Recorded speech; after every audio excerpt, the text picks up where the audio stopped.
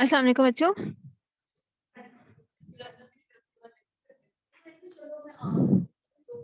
अस्सलाम वालेकुम मैम। वालेकुम सलाम।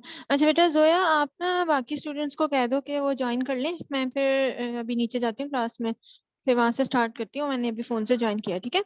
और आप लोग ना अपने वो ग्रो चार्ट वाला जो था ना, मैंने आपकी फाइल अपलोड की हुई है, वो आप अपने पास डाउनलोड करके रख लो सामने। हम वो एक्टिविटी करेंगे ना आज, और साथ में थोड़ा सा वो लेक्चर जो रह गया था उसको पहले कवर कर लेंगे, थेरी। और फिर उसके बाद मैं आपको ग्रो चार्ट मार्क करना सिखाऊंगी। उसके लिए आप लोग कंप्यूटर ले लो, लैपटॉप ऑन कर लो, उसमें कर लो, या आपके पास अगर हार्ड कॉपी, मैंने कहा था प्रिंट करवा लीजिएगा, वो अगर है हार्ड में तो वो हार्ड पे आप कर लो सामने, ठीक है। 10 मिनट्स में हम फिर ज्वाइन इसको स्टार्ट करते हैं, ओके। चलो मैम जी जी। मैम ये ग्रुप चैट वाली एक्टिविटी नेक्स्ट क्लास में ना कर ले प्लीज। नहीं नहीं, आप लोगों का ऑलरेडी डिफरेंट चल रहा है ना। मैम हम जैसे ट्रैवल कर रहे हैं और हमारे पास सभी चीजें भी अवेलेबल नहीं है मैम, मुश्किल हो जाएगा प्लीज। नहीं कोई मसला नहीं है, वो इसकी रिकॉर्डिंग भी मैं अपलोड कर दूंगी ना। अगर आपको कोई प्रॉब्लम हुआ तो आप मुझसे बाद में पूछ लेना, कोई मसला नहीं, ओके ठीक मैम। है। रिकॉर्डिंग भी कर दूंगी ना, इसका ये तो फायदा होता है एक। आपको अगर ना समझ आई तो आप बाद में भी पूछ सकते हो, दोबारा में, ठीक है। चलो मैं अभी ज्वाइन करती हूँ आप लोगों को दोबारा, ठीक है। क्लास ऑन है पर मैं इधर नहीं हूँ, ठीक है। Okay okay.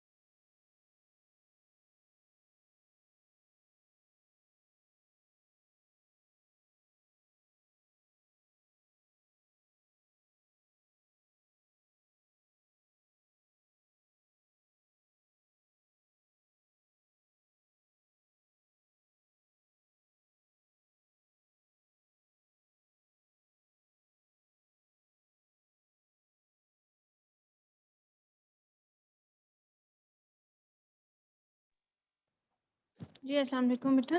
अनीसा, आप क्या कहना चाहती हैं? एक्सक्यूज मी मैम, मैंने ये कहना है कि और ये मुझे बाकी पोर्टल बच्चे क्यों नहीं आ रहे हैं क्लास में? 13 लोग हैं। मैम काफी बच्चों जी का ना ग्रुप में मैसेज आया, वो ट्रेवल कर रहे हैं, घर जा रहे हैं, तो कह रहे हैं कि इंटरनेट इशू आ रहा है।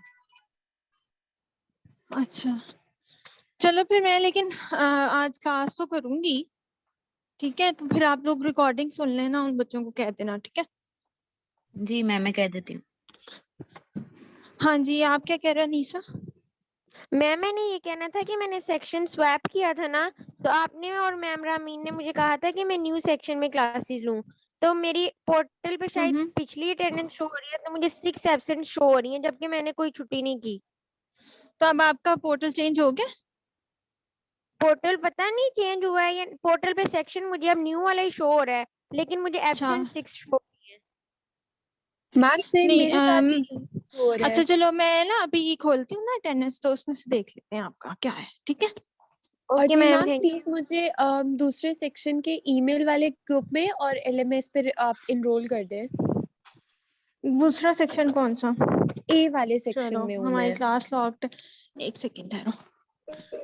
ए सेक्शन में, अच्छा एक मिनट, सामने ये रूम खोल दीजिएगा, इधर ही ले लो।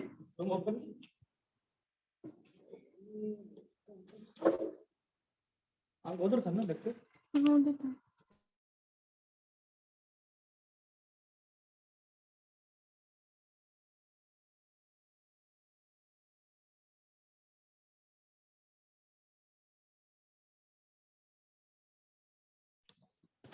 अच्छा ये जो जिन बच्चों के हैं ना अटेंडेंस वगैरह का, वो मैं अभी जब खोलती हूँ ओपन करती हूँ ना पोर्टल, तो आप लोगों के साथ स्क्रीन शेयर कर दूंगी, आप लोग देख लेना फिर क्या है, ठीक है? उस वक्त बता देना मुझे, ठीक है? Okay ma'am. अच्छा मुझे बताओ, मुझे देखना चाहते हो आप लोग वीडियो में या नहीं? है मैम आपकी मर्जी है। मेरी मर्जी है। अच्छा एक सेकेंड, मैं जरा कंप्यूटर से लॉग इन कर रही हूँ। आप लोगों ने कुछ पूछना है तो साथ साथ बोलते जाओ, मैं जरा एलएमएस भी और ज़ूम भी लॉग इन कर रही हूँ। मैम वो जो बच्चे ट्रेवल कर रहे हैं ना, वो भी कह रहे हैं कि हमारी अटेंडेंस लगवा देना। मैम से रिक्वेस्ट वाह कर। जी वाह। तो वो ट्रेवल क्यों कर रहे हैं क्लास के टाइम पे, ये मैम तो वो कह रहे मसला हैं कि पता नहीं, हम घर जा रहे हैं। है। हाँ तो ठीक है, घर जाएं, लेकिन ये तो नहीं होता कि आप आई ना और क्लास के अंदर आपकी प्रेजेंट लग जाए।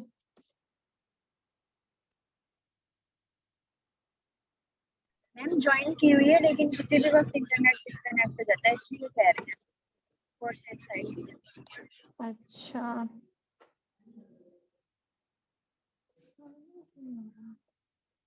अच्छा बेटा अभी देखते हैं।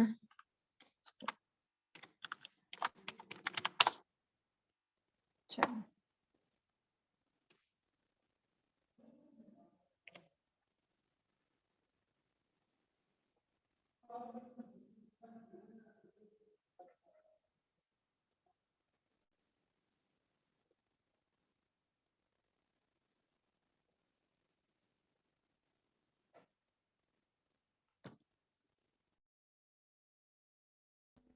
अस्सलाम वालेकुम, मेरा क्लोन एक और आ गया इसमें है।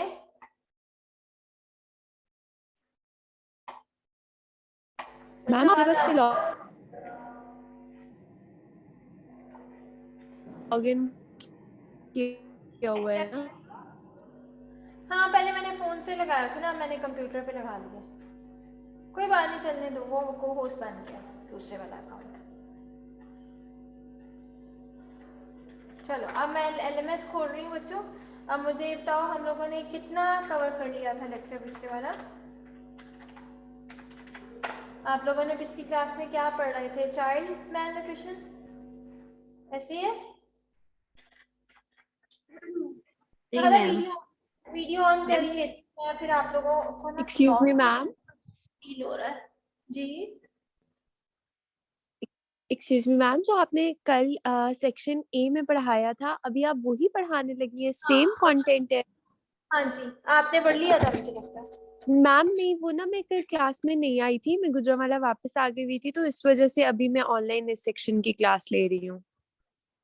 नहीं, आज मैंने वही पढ़ाना आप लोगों को भी जो उनको कवर करवाया था उस दिन। जी ठीक है मैम। तो मैं नजर आ रही हूँ, मेरे ख्याल है सिर्फ शेडो ही आ रहा है। मैम आ रही है नजर। थोड़ा थोड़ा आ रहा है, इतना कोई नहीं पता चल रहा कौन है। अच्छा ऐसे ठीक है।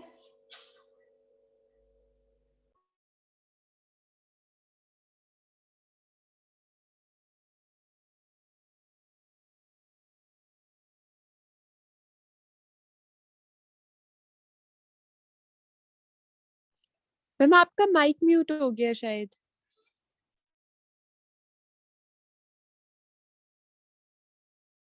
ओ हाँ, म्यूट है।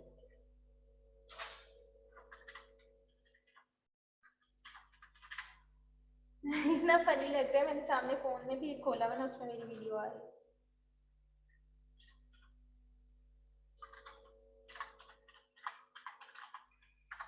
अच्छा, आप लोगों के पास हार्ड कॉपी में है ग्रोथ चार्ट? जो बच्चे ट्रैवल नहीं कर रहे उनके पास है? हम्म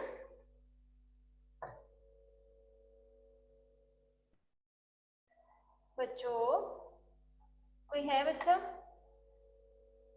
जी मैम है। अच्छा ठीक है, गुड।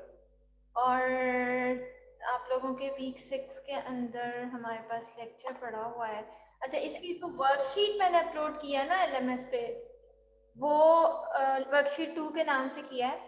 उसके अंदर ना ग्रोथ चार्ट की एक एग्जांपल है, ठीक है? और साथ में क्वेश्चंस पूछे हुए हैं उसके अंदर, तो वो आप लोग अपनी प्रैक्टिस के लिए फिल कर लीजिएगा। वो फिर जैसे आप लोगों ने करनी है वर्कशीट्स कंपाइल, वो करके साथ आपने लाने बार बार, ठीक है? ओके, मैं अब आप लोगों की स्क्रीन शेयर कर रही हूँ। नजर आ रहा है सब कुछ? ठीक है बच्चों, यस मैम आ रहा है। ये लेक्चर आप लोगों को नजर आ रहा है? आई होप हम लोगों ने चाइल्ड एंथ्रोपोमेट्री से रिलेटेड जो कॉन्सेप्ट्स उस दिन किए थे। एक बार जरा मुझे ये म्यूट करने दो, ये बहुत ज़्यादा इंटूम हो रहा है। ये कैसे खत्म होता है?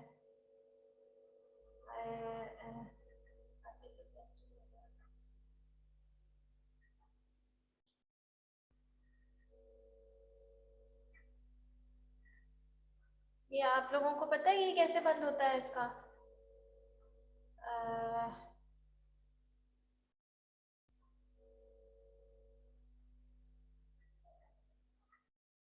मुझे भूल ही गया ये यूज़ करना। आप लोगों की ना वॉइस, ये जो न्यू ज्वाइन करते हैं ना, उनकी बंद भी हो जाती है। चलो खैर, ओके।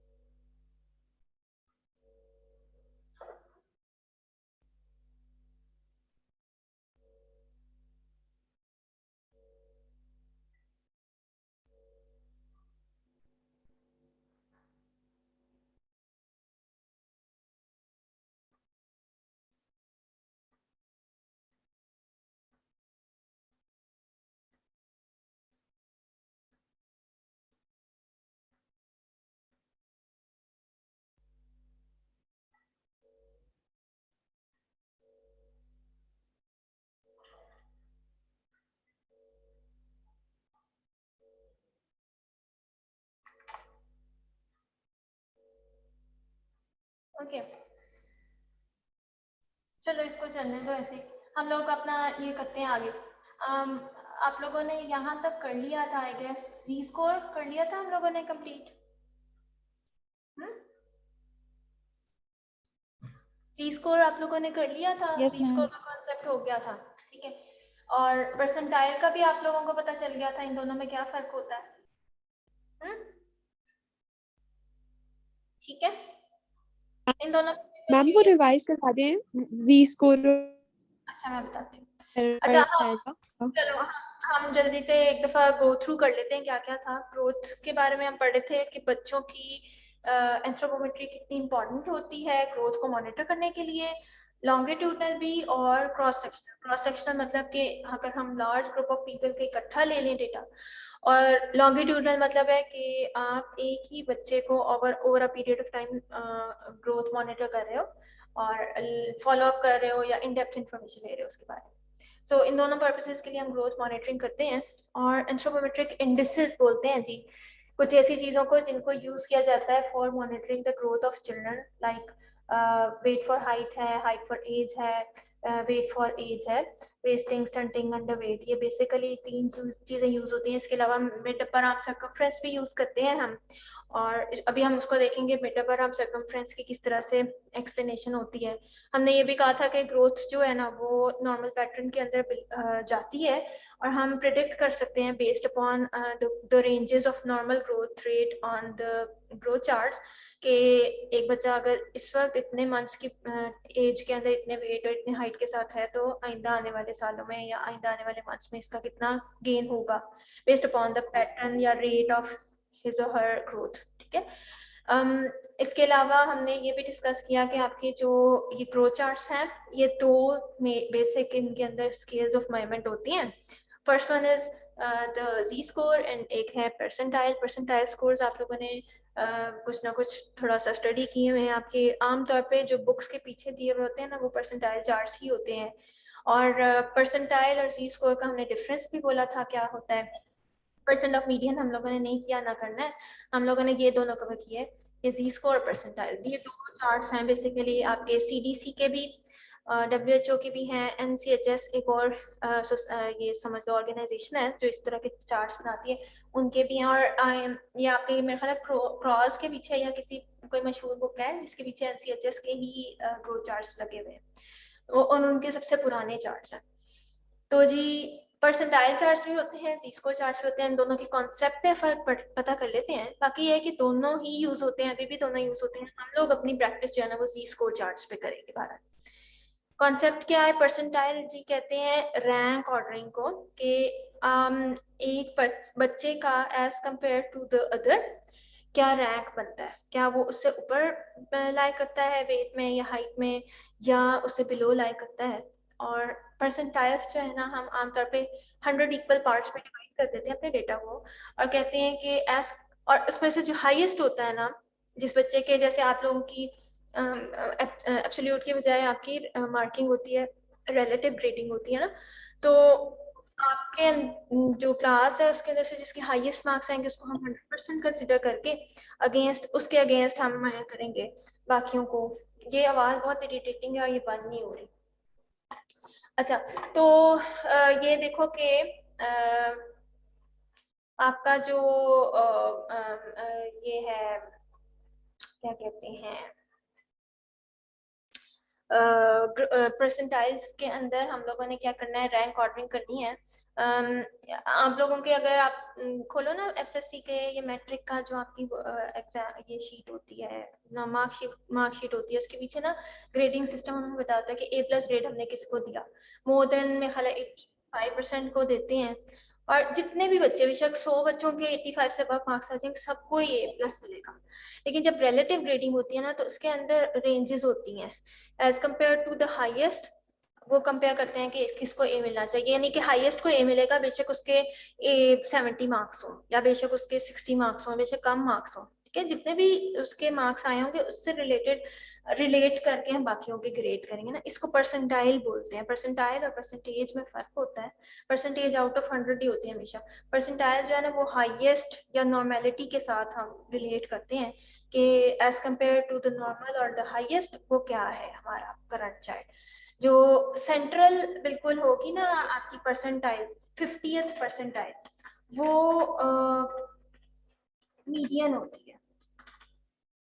समझ आ रही है? 50th परसेंटाइल जो है ना वो मीडियन होती है, मतलब कि वो मिडिल वैल्यू होती है, सेंट्रल वैल्यू होती है, ठीक है।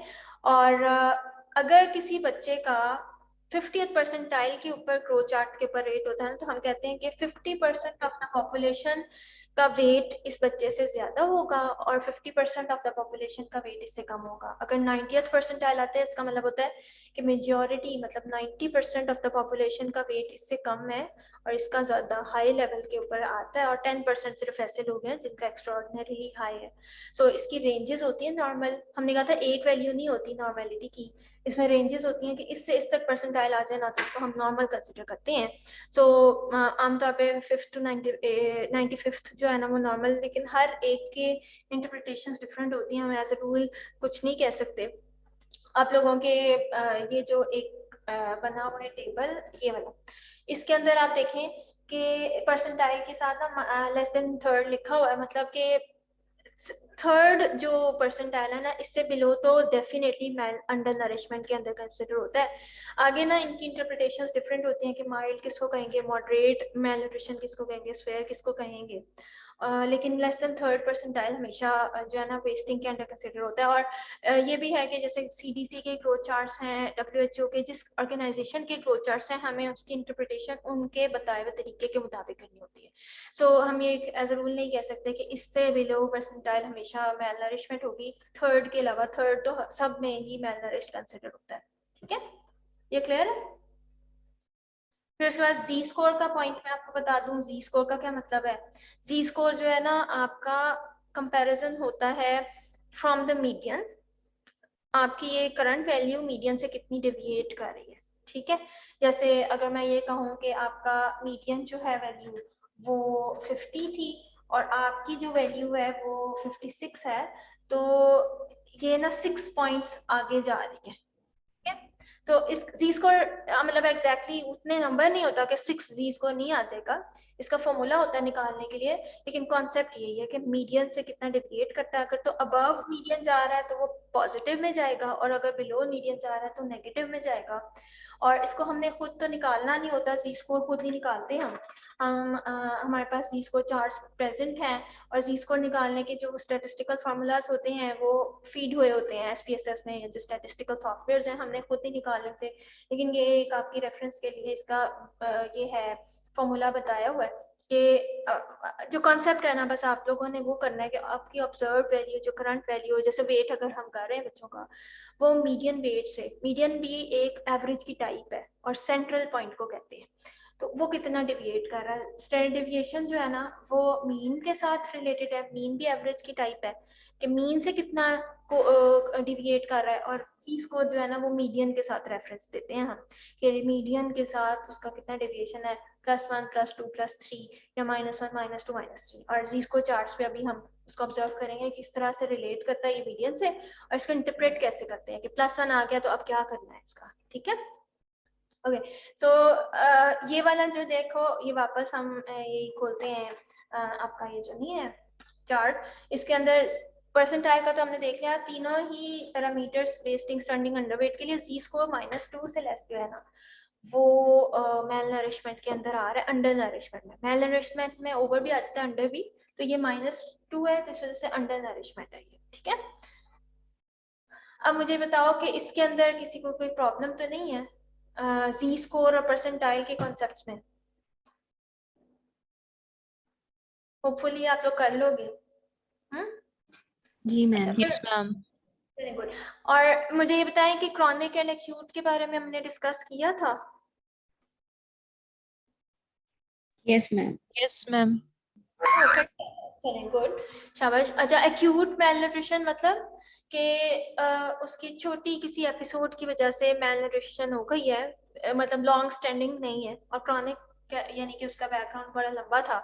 क्रॉनिक अंडर न्यूट्रिशन के जो है ना वो बहुत ऐसे जो आप कहते हैं ना इकोलॉजिकल मॉडल के अंदर जो आउटसाइड सर्कल्स होते हैं उनकी वजह से क्रॉनिक मेल न्यूट्रिशन होती है आमतौर पे, यानी फूड इनसिक्योरिटी है, किसी जगह पे पोवर्टी की सिचुएशन बहुत ज़्यादा है, ड्राउट है, खाने को नहीं मिल रहा, महंगाई बहुत है, लोग अफोर्ड नहीं करते, या कोई ऐसा बनता है अच्छा कोई ऐसी बीमारी भी हो सकती है, जैसे किसी बच्चे को ऐसी बीमारी है लाइक सीलिएक डिजीज है जो जो ना डायग्नोज नहीं हो पा रही, तो बड़ी देर से उसको डायरिया रहता था, क्रॉनिक डायरिया रहता था, और उसकी वजह से वो क्रॉनिकली मैलनरिश्ड हो सकता है, उसको भी डाइजेस्ट नहीं होता ना।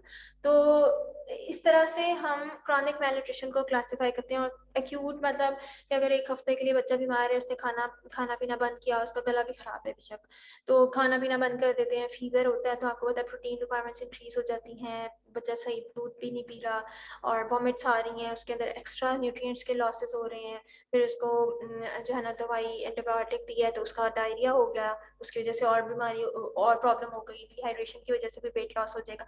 ये सारी चीज़ें एक हफ्ते के बाद, लेकिन उसके बाद वो रिकवर कर जाएगा, ठीक है।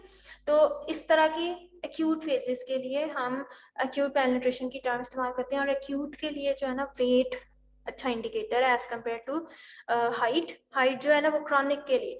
आप देखो कि किसी बच्चे को अगर 2 दिन खाना ना मिले तो उसका वेट लॉस होगा, ये तो नहीं होगा कि उसकी हाइट छोटी रह जाएगी, है ना। स्टंटिंग जो है ना वो क्रॉनिक मैलन्यूट्रिशन का इंडिकेटर है डेफिनेटली।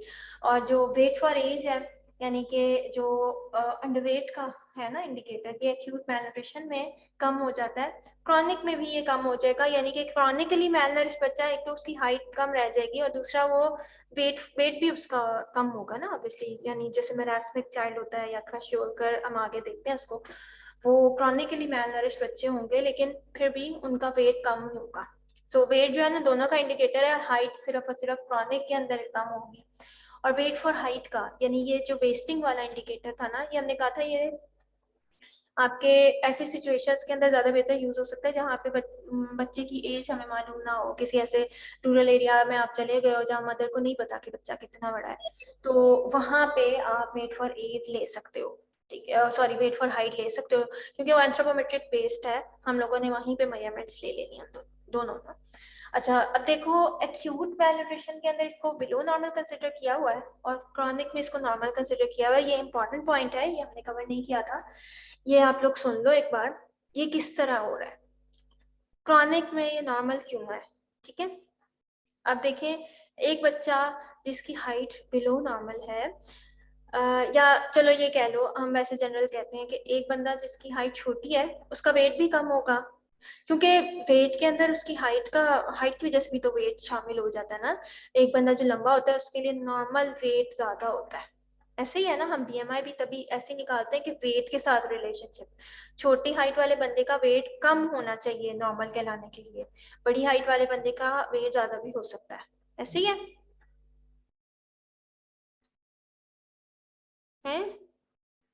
जी मैम ऐसी है। Yes ma'am. Okay good. तो अगर हम ये कह रहे हैं कि छोटी हाइट वाले बंदे के लिए कम वेट भी नॉर्मल है, तो अगर एक बच्चा छोटी हाइट का है, इसलिए नहीं कि उसकी जेनेटिकली डिटरमिनेड छोटी हाइट है, बल्कि इसलिए कि वो स्टंटेड है, मतलब कि वो मैल नरिश्ड है, क्रॉनिकली मैल नरिश्ड है, तो कभी कभी ऐसे भी होता है कि जब हम वेट फॉर हाइट के ग्रोथ चार्ट पे उसको मार्क करते हैं ना, तो उसकी हाइट के अकॉर्डिंग उसका वेट बहुत कम है वैसे तो, लेकिन जितना है ना वो भी नॉर्मल उसके अंदर ग्रेड हो जाता है। समझ रहे हैं बात को? स्टंटेड हाइट की वजह से उसके लिए कम वेट भी नॉर्मल में आ जाता है, या इवन ओवर वेट में भी आ जाता है, ठीक है। सो इसलिए wait for height chronic malnutrition को डिटरमिन करने से कासिर है, वो नहीं कर सकता, ठीक है। एक्यूट को तो वो कर लेगा, एक्यूट मतलब कि वेट उस बच्चे का कम है, हम ये डिटरमिन कर सकते हैं। वेस्टिंग का आगे भी हम पैरामीटर एक और देखते हैं, मिड अपर आर्म सर्कमफ्रेंस भी है। लेकिन क्रॉनिक को ये मिसलीडिंग है इस सेंस में, कैसे कि अगर हम खाली वेट फॉर हाइट ले लेंगे और उसमें आ जाएगा कि नॉर्मल वेट फॉर हाइट है, बेशक उसकी हाइट छोटी होने की वजह ये थी कि क्रॉनिकली मैल नरिश बच्चा था, स्टंटेड था, हमने स्टंटिंग वाला पैरामीटर यूज नहीं किया और खाली वेट फॉर हाइट का ही किया, तो उस बच्चे की हाइट छोटी थी, कम वेट भी उसका नॉर्मल में आ रहा था, हम जीज को नॉर्मल लिख के फारिग हो गए। लेकिन असल में क्या था कि जी वो क्रॉनिकली मैल नरिश था बच्चा, ठीक है। क्रॉनिक मैलन्यूट्रिशन को डिटरमिन नहीं किया जा सकता वेस्टिंग के पैरामीटर से, इसको समझ रहे हैं? Yes ma'am. ओके गुड, शाबाश। सो इस तरह आपके इसको हम इससे रिलेट कर लेते हैं ताकि ये भी हम कवर करने साथ ही कि सवेयर एक्यूट मैलन्यूट्रिशन SAM, ठीक है, ये ऊपर लिखा हुआ है SAM। ये जो है ना आपका स्वेयर वेस्टिंग से रिप्रेजेंट होता है, स्वेयर एक्यूट मैलन्यूट्रिशन, वेस्टिंग, ठीक है, wasting is acute malnutrition. So wasting जो है ना वो आप वेट फॉर हाइट से भी डिटरमिन कर सकते हो और मिड अपर आर्म सर्कमफ्रेंस से भी कर सकते हो। और मिड अपर आर्म सर्कमफ्रेंस जो है ना वो लेस देन 115 मिलीमीटर्स अगर हो तो मतलब उसको राउंड में जब आप मेजर करोगे ना 115 मिलीमीटर से लेस हो, या weight for height less than 3 standard deviation, या जी स्कोर इसमें हम आगे करते हैं ना कि जी स्कोर कैसे आता है, तो अगर लेस देन -3 हो ना तो स्वेयरिटी में चली जाती है वो फिर चीज। तो स्वेयर एक्यूट मैलन्यूट्रिशन के डायग्नोसिस के ये दोनों, और फिर एक क्लिनिकल साइन है अगर उसको एडिमा है तो फिर भी हम कहते हैं कि वेस्टेड है ये बच्चा। एडिमा एंथ्रोपोमेट्रिक साइन तो एंथ्रोपोमेट्रिक माया तो नहीं है, क्लिनिकल साइन है, लेकिन फिर भी हम एडिमा को इस्तेमाल करते हैं बिकॉज स्वेयर प्रोटीन डेफिशिएंसी की केस में जब albumin levels low below normal चले जाते हैं तो आपके ब्लड जो है वो उसके अंदर से फ्लूइड ऊज आउट कर जाएगा, वो नहीं अपने मेंटेन कर पाएगा जब एल्ब्यूमिन लेवल्स ज़्यादा लो हो जाते हैं ना, तो इस वजह से फिर एडिमा हो जाता है बच्चों में। और क्वेश्चन करके आप लोगों ने जैसे सिम्टम्स पढ़े होंगे तो उसको भी स्वेयर एक्यूट मैलन्यूट्रिशन के अंदर हम लेके आते हैं। सो ये तीनों इन तीनों चीज़ों की जो प्रेजेंस है ना वो आपके स्वेयर एक्यूट मैलन्यूट्रिशन की वो है, क्या कहते हैं, डिटर्मिनेशन, ठीक है। Yes ma'am. ओके अच्छा, फिर उसके बाद जी हमारे पास ये 3 तरह की क्लासिफिकेशंस थी, ये हम लोगों ने कवर की थी। नहीं मैम ये नहीं किया। अच्छा ये नहीं किया, ओके। इसमें से ना आप जल्दी जल्दी से हम कर लेते हैं, इतना लंबा चौड़ा ये नहीं है चीज। देखो 3 चीजें हैं, गोमेज क्लासिफिकेशन, वाटरलो क्लासिफिकेशन और वेलकम ट्रस्ट क्लासिफिकेशन, ठीक है। गोमेज क्लासिफिकेशन ये ना क्लासिफिकेशन ऑफ मैलन्यूट्रिशन है, यानी अगर हमने कहीं पे बताना हो ना कि आप कैसे मैलन्यूट्रिशन को क्लासिफाई करते हैं, और बल्कि आपने ये बताना हो कि हमने इस केस में मैलन्यूट्रिशन को कैसे क्लासिफाई किया है, तो उसमें आप जो है ना ये रेफरेंस देने के लिए इन इन इन क्लासिफिकेशंस को यूज करते हैं कि इस बेस के ऊपर हमारी पॉपुलेशन में इतने % लोग मैलनरिश्ड आ रहे हैं, ठीक है। सो इनको भी यूज किया जाता है। फिर हम ग्रोथ चार्ट्स के अंदर जब जाएंगे तो उसमें भी हम देखेंगे कि इससे बिलो अगर स्टैंडर्ड डेविएशन या जी स्कोर आ रहा है तो उसकी बेस पे हम मैलन्यूट्रिशन हम रेफर करने के लिए मेनली इन चीज़ों को यूज करते हैं। इनमें ना इन सब में आपने 2 मेन चीज़ें देखनी है, ठीक है। क्या क्या? नंबर 1 है एक आपके पास कि आप इंडेक्स कौन सा यूज कर रहे हो, यानी कि एंथ्रोपोमेट्रिक इंडेक्स कौन सा यूज कर रहे हो। नंबर 2 है आपके पास कि आपके कट ऑफ वैल्यूज क्या है, ठीक है। 2 चीजें आप लोगों ने याद रखनी है इनमें, कि गोमेज क्लासिफिकेशन का एंथ्रोपोमेट्रिक इंडेक्स कौन सा है और कट ऑफ वैल्यू क्या है मैलन्यूट्रिशन के लिए, वेलकम ट्रस्ट की क्या है और तीसरे की क्या है वाटरलो की, ठीक है। तो बस ये तीनों चीजें हम लोग कर लेते हैं जल्दी से कवर, फिर उसके बाद हम अपनी वो उसके ऊपर आते हैं कि कैसे ग्रो चार्ट पे कैसे मार्क करना है। गोमेज क्लासिफिकेशन में देखो वेट फॉर एज यूज होता है, क्या, एंथ्रोपोमेट्रिक इंडेक्स याद रखेंगे, वेट फॉर एज यूज होता है गोमेज क्लासिफिकेशन में एज एन इंडेक्स, और weight for age under weight का डिटर्मिनेंट है, ठीक है। सो इसके साथ हम इसका कट ऑफ वैल्यू देख लेते हैं कि कितना वेट फॉर एज से बिलो हो तो हम कहते हैं कि ये मैलनरिश्ड चाइल्ड है। अगर 90% आप लोगों ने याद रखना, 90% से बिलो अगर वेट फॉर एज आ रहा है ना वो इसका कट ऑफ वैल्यू है, उससे बिलो हम मैलनरिश्ड कंसिडर करते हैं, उससे ऊपर वेल नरिश्ड कंसिडर करते हैं। और ये 90 मैंने यहाँ से लिया, 90 से बिलो वाले जो है ना उनके आगे से कैटेगराइजेशन की हुई है कि स्वेरिटी ऑफ मैलन्यूट्रिशन की बेसिस पे, वो आप लोग रहने दो। अब बस इसका कट ऑफ कर लो कि नॉर्मल का और मैलन्यूट्रिशन स्टार्ट कहाँ से हो रही है, ठीक है। मैम तो हम नॉर्मल ऐसे करेंगे ना कि 92 या 110 जो है वो नॉर्मल है, लेकिन 90 से बिलो जो है वो मैलनरिश्ड है। बिल्कुल बिल्कुल ऐसे ही करेंगे। अच्छा अब देखो कि ये जो परसेंटेज है 90% कैसे आएगी, हम उस बच्चे का जिसका हम वेट कर रहे हैं उसका डिवाइड करेंगे कि उस एज के लिए वेट, नॉर्मल वेट कितना होता है एवरेज, उससे डिवाइड करेंगे। आप देखो कि किसी परसेंटेज का 100 आंसर तब आता है जब सेम हो न्यूमरेटर और डिनोमिनेटर, मतलब कि उसका वेट एक नॉर्मल चाइल्ड जितना हो एग्जैक्टली तो 100 आएगा, या थोड़ा सा ऊपर हो या थोड़ा सा नीचे हो तो 90% 110% तक आएगा। 90 से बिलो चला जाएगा, इसका मतलब उसका वेट थोड़ा कम है as compare to the average child of that age, so इस वजह से हम उसको मेल न्यूट्रिशन के अंदर कंसिडर करते हैं, ठीक है। लेकिन गोमेज क्लासिफिकेशन चूंकि सिर्फ और सिर्फ ये अंडरवेट के पैरामीटर के ऊपर बेस्ड है, हम कहते हैं कि ना वेट बड़ी जल्दी अफेक्ट होता है चीज़ों से, और ज़रूरी नहीं है कि वो मेल न्यूट्रिशन की वजह से अफेक्ट हो रहा हो।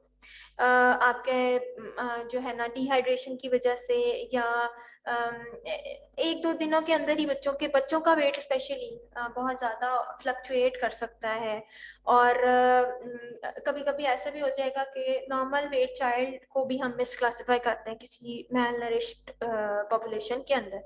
ये इसका एक थोड़ा सा ड्रॉबैक है इस वाली क्लासिफिकेशन का, बाकी और कोई इतना नहीं है। यानी बाकी ये यूज होती है गोमेज क्लासिफिकेशन भी। इसी से रिलेटेड ना जो दूसरी हमारी क्लासिफिकेशन है वेलकम ट्रस्ट, वो भी सेम पैरामीटर यूज करती है वेट फॉर एज का, और इसके अंदर ना उन्होंने क्लासिफिकेशन ना एडिमा के साथ की हुई है कि एक क्लिनिकल साइन भी ऐड किया हुआ कि एडिमा है या नहीं। अब इसकी जो कट ऑफ वैल्यू है, इसका इंडेक्स क्या हो गया, इसका इंडेक्स भी वेट फॉर एज हो गया। और इसका जो कट ऑफ वैल्यू है ना वो मेल न्यूट्रिशन के लिए उन्होंने ना 60% तक दिया हुआ है। 60% से बिलो जो है ना वो यानी कि 60 to 80% अगर होगा, सॉरी 60 to 80% अगर होगा तो वो क्वाश्योरकर या अंडरनरिश्ड है, और 80% से अबव नॉर्मल है। ऑब्वियसली परसेंटेज वही है उसी तरह के weight of the current child divided by the weight of an average child of that age, और फिर 100 से मल्टीप्लाई, तो 80% के करीब आ जाएगा या उससे ज्यादा आ जाएगा तो नॉर्मल। उधर 90 था, इधर 80 है। और इसमें ना उन्होंने बताया हुआ है कि अगर एडिमा प्रेजेंट है तो हमको अश्योर कर उसको बोलते हैं बायलैटरल एडिमा, उसका साइन होता है, और अगर उसके बगैर है तो हम उसको खाली सिंपल अंडर नरिशमेंट बोल रहे हैं। और अगर मरास्मिक चाइल्ड है ना, मरास्मस है, तो उसमें एडिमा नहीं होता और एक्सट्रीमली लो वेट होता है, तो उस केस में ना इसका कट ऑफ वैल्यू और भी कम है, यानी कि 60% ऑफ द वेट। समझ लो कि अगर बच्चे का 24 वेट होना चाहिए था और 12 है, तो इसका मतलब है कि 50% कम है उसका वेट, सही है ना। तो उस वक्त पे हम उसको मरास्मिक चाइल्ड बोल सकते हैं कि उसका वेट फॉर एज इतना कम है अकॉर्डिंग टू दिस क्लासिफिकेशन, ठीक है। एक्सक्यूज मी मैम, मैम इसके अंदर कट ऑफ वैल्यू तो फिर 80 ना बनी, क्योंकि 80 से नीचे उसने उसको अंडर नरिश कह दिया, माल नरिश कह दिया है। 60 80 है कट ऑफ पॉइंट इसका फिर। हाँ जी, अगर आप नॉर्मल और मेलनरिस्ट के अंदर करना चाह रहे हो ना कट ऑफ वैल्यू, वो 80 ही आएगी। 80 से बिलो 60 to 80 जो है वो क्वाश्योरकर और अंडर नरिशमेंट है, और फिर 60 से बिलो अगर चला जाए विदाउट एडिमा तो वो है मेरास्मस, और 80 से अबव जो है ना वो फिर नॉर्मल है। इसमें 80 है, जो दूसरे वाला था इससे पीछे वो इसमें 90।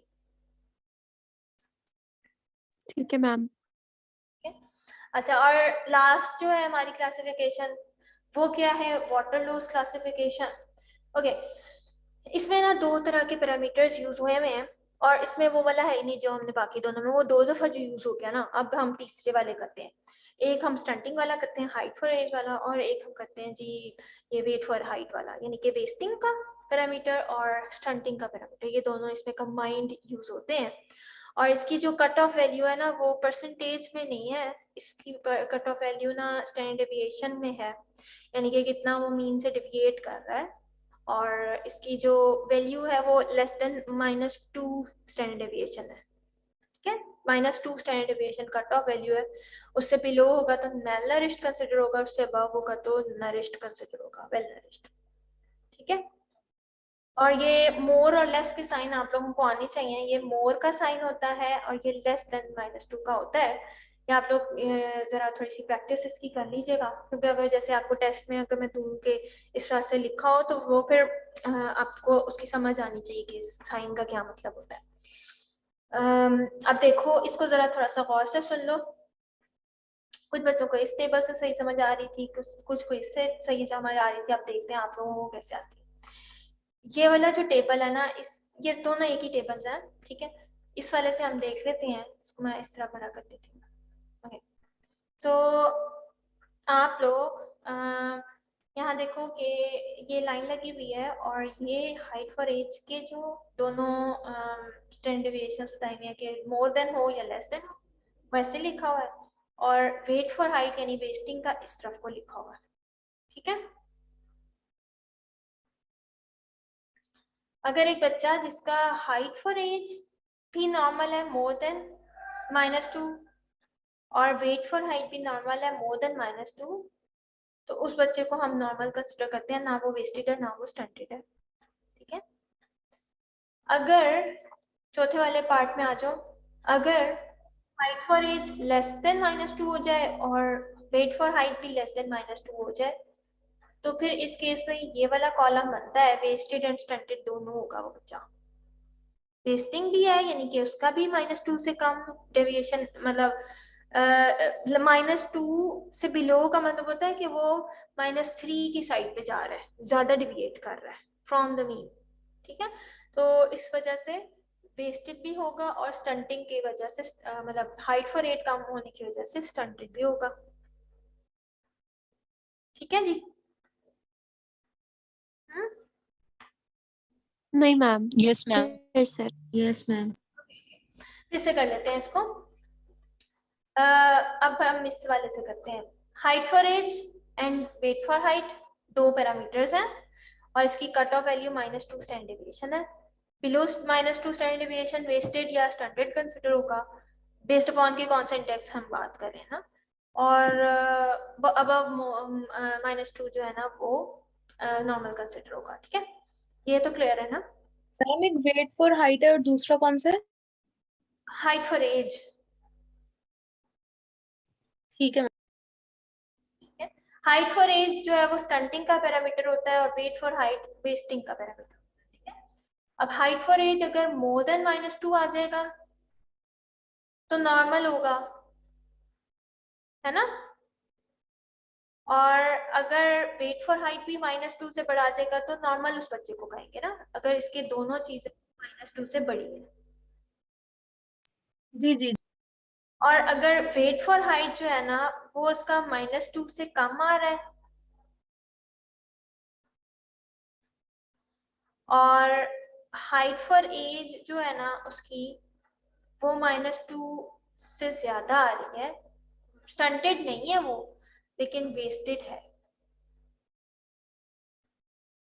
मैम यानी अगर दोनों चीजें -2 से ज्यादा होंगी तो वो नॉर्मल होगा, अगर वो एक चीज -2 से कम होगी तो यानी कि वेस्टेड और स्टंटेड जो पैरामीटर है उसकी इक्वल होगा, और दोनों ही अगर अगर कम होगी तो वो दोनों वेस्टेड और स्टंटेड भी होगा। दोनों बिल्कुल ऐसे ही है, ठीक है।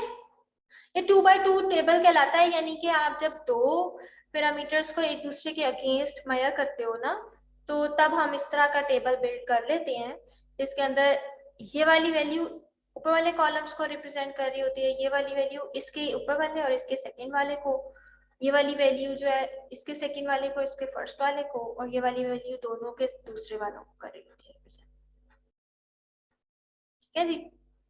तो ये वाटर लॉस की क्लासिफिकेशन के मुताबिक दो पैरामीटर्स की बेस पे और स्टंटेड और वेस्टेड हम कह सकते हैं। और यानी कि ये वाला बच्चा जो है ना ये क्रॉनिक एंड एक्यूट मैलन्यूट्रिशन दोनों है इसको, तो ये यानी कि इसको सही नरिशमेंट नहीं मिलती रही और अभी तक नहीं मिल रही, ठीक है जी।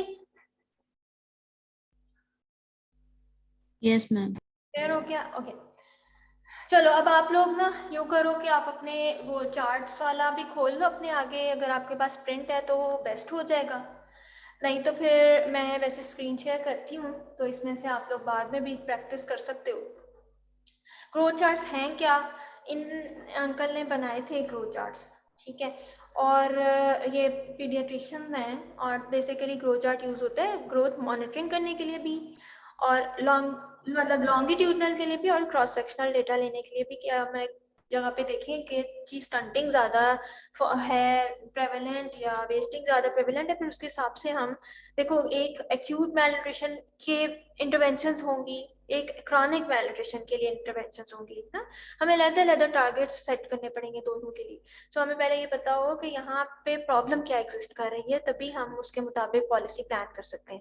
सो पॉलिसी प्लान करने के लिए भी ग्रोथ चार्ट्स यूज होते हैं, उनकी इवेल्युएशन करने के लिए भी ग्रोथ चार्ट्स यूज होते हैं, यानी कि हमने प्लान करके इम्प्लीमेंट की और पहले और बाद में देखेंगे कि ग्रोथ चार्ट्स के साथ कि जी प्रेवलेंस रेट्स कम हुए स्टंटिंग के या वेस्टिंग के, जो भी हमारा था टारगेट उसके या नहीं।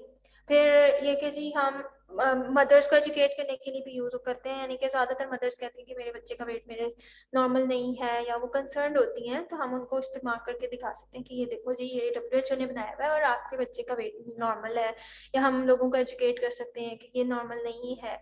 इस तरह से हम लोगों को एजुकेट करने के लिए भी यूज़ कर सकते हैं, और जी ये बताने के लिए भी यूज़ कर सकते हैं कि आप इस यानी डायग्नोस्टिक टूल के तौर पे भी, यानी कि एक बच्चे के बारे में क्लिनिकल सेटिंग में भी हम डायग्नोस करके बता सकते हैं कि आपका बच्चा ग्रोथ पैटर्न इसका नॉर्मल चल रहा है या नहीं चल रहा है, या करंटली ये अंडर नरिश्ड है या नहीं है, इस तरह से। तो जो भी इम्प्रूवमेंट करने की जरूरत होगी फिर हम इससे इम्प्रूव करने की कोशिश करते हैं। सो जी अब मैं आप लोगों के साथ ना वो फाइल शेयर करती हूँ दूसरे वाली। मैं आप लोगों के साथ स्क्रीन शेयर करती हूँ, ठीक है। अब आप लोगों को मेरा LMS नजर आ रहा है?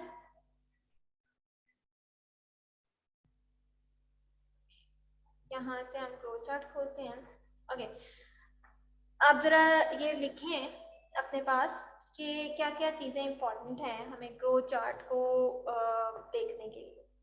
सबसे पहले हम लोगों ने जो चीज़ इम्पॉर्टेंट नोट डाउन करनी है ना, वो है कि जी हमारे पास प्लॉट जो है वो किस इंडेक्स को रिप्रेजेंट कर रहा है।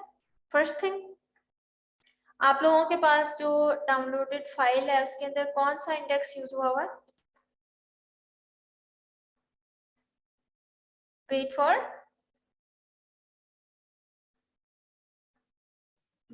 हाइट। वेट फॉर हाइट, ठीक है जी। ये हम लोगों ने मालूम करना है, क्योंकि हम वेट फॉर हाइट के ग्राफ के ऊपर हाइट फॉर एज को प्लॉट नहीं कर सकते, ठीक है। इनकी लाइंस दिखने में तो एक जैसी लगती है कि ऐसे ऐसे ही लगी हुई है, लेकिन अलग अलग है इनकी लाइंस, ठीक है। हमने उसी इंडेक्स को उसके ऊपर नोट डाउन करना है, प्लॉट करना है जो उसके लिए बनी है। सेकेंडली हम लोगों ने देखना है कि ये किस जेंडर के लिए चार्ट्स बने हुए हैं। आपके ये बॉयज के लिए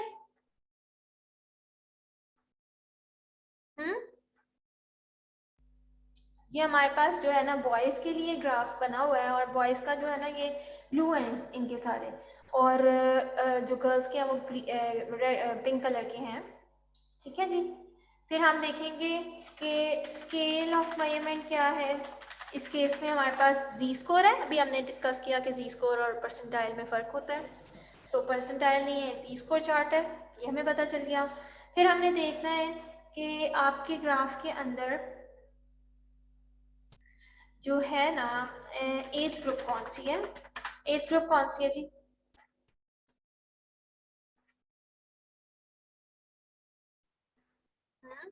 ऊपर लिखा हुआ है birth to 5 years। Birth to 5 years, शाबाश। सो आपके जो ये ग्रोथ चार्ट्स है ना, ये बहुत सारी एजेस के लिए हैं, यानी अलग अलग भी बनाए हुए उन्होंने। ये मैंने जो डाउनलोड किया था ये बर्थ टू 5 years। अगर आप जाओ WHO की वेबसाइट पे और लिखो growth standards, WHO growth standards, तो आपको ना ये मिलेगा, बहुत सारे चार्ट्स मिल जाएंगे। कुछ उन्होंने 0 to 2 years के अलग किए हुए, इन्फेंट्स के अलग किए हुए, और जो चिल्ड्रन होते हैं 2 to 5 years उनके अलग किए हुए हैं। फिर बॉयज़ और गर्ल्स के अलग अलग होते हैं, फिर एडोलेसेंट्स के लिए हैं। फिर आपके पैरामीटर्स बहुत सारे हैं, ये तो वेट फॉर हाइट का है ना, इसके अलावा फिर जो जो छोटे बच्चों के लिए होगा वो वेट फॉर लेंथ का कहलाता है, ठीक है। और फिर mid upper arm circumference for age का होता है, आपके BMI फॉर एज का होता है, वेट फॉर हाइट का होता है, वेट फॉर लेंथ का सॉरी वेट फॉर एज का होता है, हाइट फॉर एज का होता है, mid upper arm circumference, skin fold thickness, head circumference, और ये सारे आपके ग्रोथ चार्ट्स हैं। मिड अपर आर्म सर्कमफ्रेंस भी है, ठीक है। तो ये ज़्यादातर हम जो यूज़ करते हैं वो यही वाले हैं। और आप उनके साथ इनके चार्ट्स के अलावा इनके टेबल्स भी बनाए हुए हैं उन्होंने। तो हम तो चार्ट प्लॉट कर लेंगे, तो टेबल यूज करना ज़्यादा और इजी हो जाता है। ठीक है जी, ये चीज़ें, ये इन्फॉर्मेशन पहले आपको गैदर करनी चाहिए कि आप ये क्यों, ताकि आप सही चार्ट सेलेक्ट करो। ये ना हो कि आप किसी और के चार्ट पे किसी और का प्लॉट कर दोगे, बॉयज के ऊपर गर्ल्स का कर दो, तो वो ठीक नहीं फिर आएगी इंटरप्रिटेशन आपकी। ठीक है जी, पहली चीज हम लोगों ने ये डिटरमिन कर ली। नेक्स्ट जो स्टेप है ना हमारा, वो है जी कि हम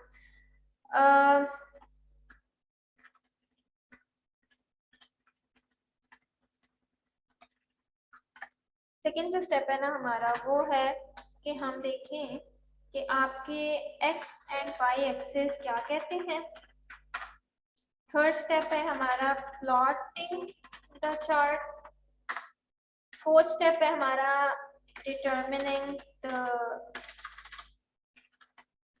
Z score, and fifth point है हमारा इंटरप्रेट।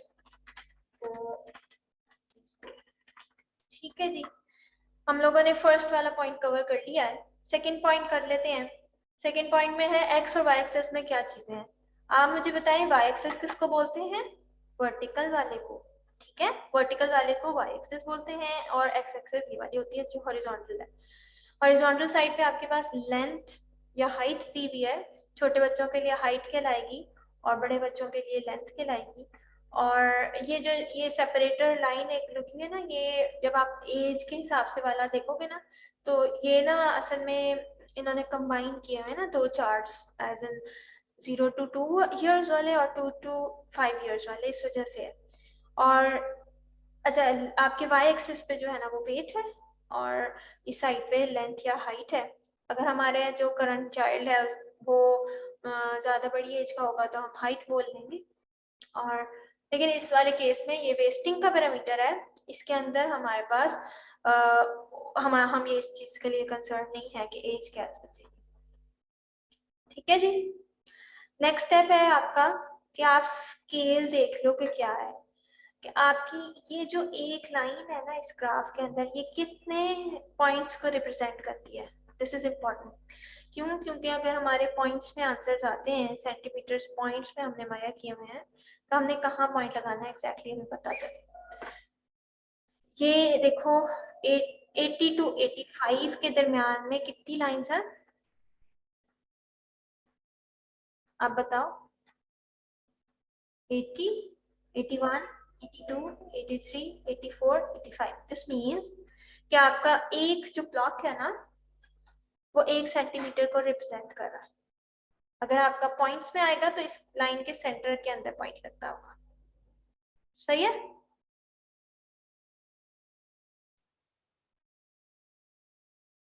ठीक है,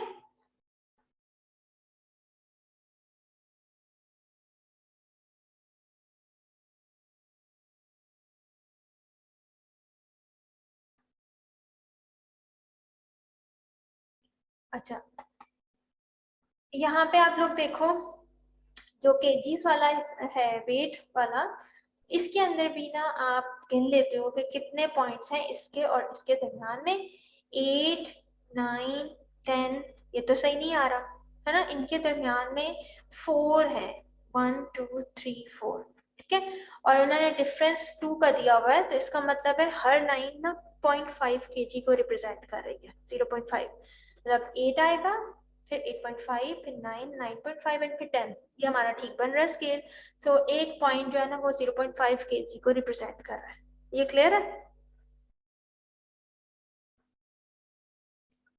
मैम ये वाई एक्सिस वाला दोबारा बता दें। वाई एक्सिस में भी आप गिन लो कि आपके इसके और इसके दरमियान में कितने पॉइंट्स हैं।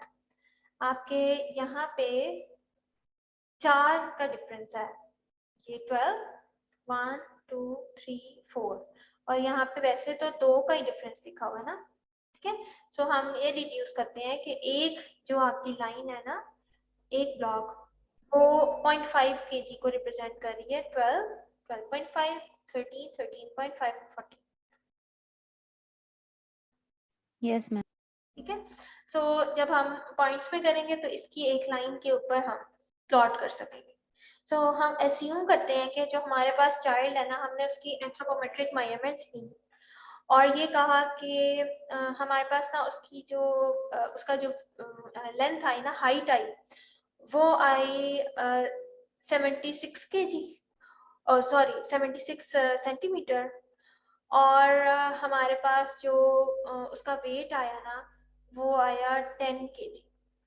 ठीक है, सो इसको कैसे प्लॉट करेंगे? 76 ऑब्वियसली 75 के बाद आएगा और 80 से पहले आएगा, तो हम इन दोनों के दरमियान में इसको लोकेट करेंगे। किधर, किस तरह? हमें पता है कि एक ब्लॉक जो है ना वो 1 सेंटीमीटर को रिप्रेजेंट कर रहा है, so this is 75 and this is 76।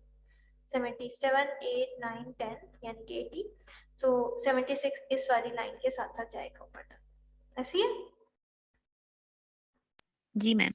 76.5 होता तो हम इस लाइन के दरमियान में चले जाते, स्केल के साथ ऊपर कर लेते इसको। ठीक है जी। अब हमने दूसरी प्लॉट करनी है वाई एक्सिस भी, तो हमने अभी क्या कहा था कि 10 kg का बच्चा, तो यहाँ से 10 kg को ले लेंगे। अगर 11 होता तो किधर आता? 10.5 एंड देन 11, यहाँ आ जाता 11। अगर 11.5 होता तो यहाँ आ जाता, इस तरह से। ठीक है, समझ आ रही है? Yes ma'am. सो अगर हम 10 एज्यूम कर रहे हैं तो 10 यहाँ से लेके जाएंगे हम सामने, और 76 हमने कहा, 75 ये था, 76 ये था। सो जहाँ पे अब मेरा माउस है वहां पे इस बच्चे का ये डॉट प्लॉट हो जाएगा, डॉट लगा देंगे हम यहाँ पे। ठीक है, और इसको यानी एक्स से आप रिप्रेजेंट कर सकते हो या ए लिख सकते हो, और नीचे आप बता दो कि ये कौन सा चाइल्ड है, या कुछ भी आप कर सकते हो। ठीक है जी, ये प्लॉटिंग हो गई हमारी कि कैसे हमने जो आपके दोनों पैरामीटर्स होंगे देख के करना है। आपके वेट फॉर एज वाले के एक साइड पे एज दी होगी और एक साइड पे वेट दिया होगा। आपके mid upper arm circumference for age के मिड अपर आर्म सर्कमफ्रेंस की सेंटीमीटर या मिलीमीटर में सॉरी होगी मेजरमेंट, और एक साइड पे एज होगी। आपने उन दोनों को जहाँ पे वो पॉइंट्स मीट करते हैं वो आपने प्लॉट कर देना। अगर आपका BMI फॉर एज के भी होते हैं ग्रो चार्ट्स, और आपके जो आम BMI की कैटेगरीज है वो तो एडल्ट्स के लिए ना, बच्चों के लिए हम ग्रो चार्ट्स के ऊपर उनको रेट करते हैं अकॉर्डिंग टू द एज। तो पहले BMI निकाल लिया उसी फॉर्मूला से, height over metre square, sorry weight over height square, और उसके बाद आपने उसको बताना है कि जी ये किस तरह जो है ना हाइट से रिलेट करता है। सो हम लोग क्या करेंगे, उसको एक साइड पे उसके BMI दिए हुए होंगे और एक साइड पे एज दी होगी, तो हम उन दोनों को बाद में फिर प्लॉट कर लेते हैं इस तरह से। फिर बच्चों का हम जी स्कोर निकालेंगे। हमारे कितने स्टेप्स लिखे थे हमने? 1, 2, 3, ये तीनों हम लोगों ने कवर कर लिए। ऐसी है, प्लॉट कर लेंगे। Yes ma'am. तो नेक्स्ट हमारे पास रह गया जी जी स्कोर कैसे मालूम करते हैं। जी स्कोर जो है वो आप लोगों ने जो है ना इजीली कैसे कर लेना है। आपका पॉइंट किधर आया था? ये 10 किधर था? ये था शायद, है ना? सो ये वाला आपका पॉइंट आया था यहाँ पे। अब हम ऐसे नहीं करेंगे कि इस तरह स्ट्रेट चले जाएं और एंड तक जाते जाएं जहाँ तक आपका वो आ जाए, ग्रो चार्ट एंड हो जाए, वो हमारा जी स्कोर ऐसे सीधा आ जाएगा। ऐसे नहीं करना, ठीक है? हम लोग जी स्कोर मालूम करेंगे जब हम, मैं इसको शॉर्ट कर रही हूँ, छोटा कर रही हूँ, और बड़ा इसलिए किया था ताकि आप लोग वो ग्राफ को देख लो। हमारी अराउंड इधर थी कहीं पॉइंट, हाँ इधर था शायद। ठीक है, तो ये जो पॉइंट है इसको आपने देखना कैसे है कि जी स्कोर कितना बनता है। आपने इन लाइंस को फॉलो करना है। आपका जो प्लॉटेड पॉइंट है जिन दो लाइंस के दरमियान में है ना, आपने रिवर की तरह उन्हीं दो लाइंस के दरमियान में रहते रहते एंड तक जाना है। जब आप रिवर बैंक पे पहुंच जाओगे वहां पे आपको इंडिकेटर्स पता चल जाएंगे कि ये 1 है, 0 है, -1 है, 2 है, या कौन सा है। ठीक है, आपके जो 0 वाली लाइन होती है, ये चीज समझ में आ गई ना कि हमने इसको फॉलो करना है। नेक्स्ट थिंग इज कि इसकी वैल्यू क्या लिखेंगे ना जी स्कोर की। जो 0 लाइन होती है ना, जी जी हाँ जी बेटा।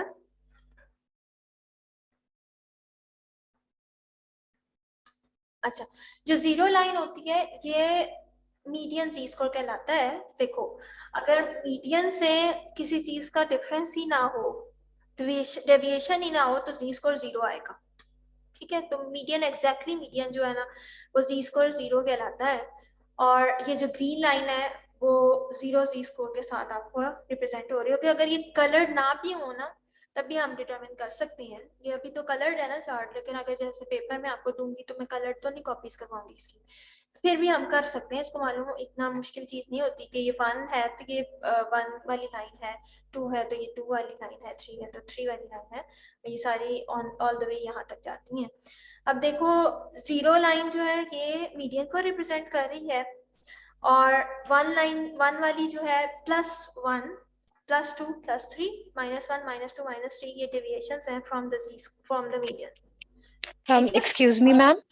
जी जी मैम मतलब 0 के ऊपर जब कोई बच्चा लेट्स सपोज लाइक कर रहा होगा तो इसका मतलब है कि वो एक हेल्दी किड है।